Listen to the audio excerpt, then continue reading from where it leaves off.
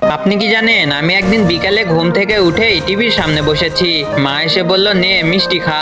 আমি বললাম, কিসের মিষ্টি মা? মা বলল, পাশের বাড়ির আন্টি তোর জন্য দিছে। আমি বললাম, আমার প্রতি তিনার এত দরদ উতলাইলো কেন? মা বলল, তোর জন্য তোর আন্টির ওজন কমছে। আমি বললাম, কেমন করে কমলো? মা বলল, তুই প্রতিদিন বিকালে টিভির সাউন্ড বাড়ায় গান শুনিস আর নিজেও গান গাইস। তখন আমি বললাম, গান শুনে ওজন কেমন করে কমে? সে কি গান শুনে ডান্স করতেন নাকি? মা বললেন, আরে না।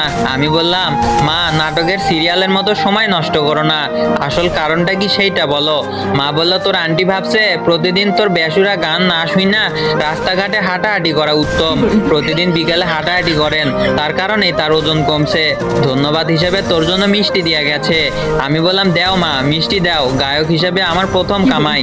মা বলল, তোর কি একটুও লজ্জা নাই? তখন আমি বললাম, নেও তুমিও একটা খাও, তোমার ছেলের প্রথম কামাই।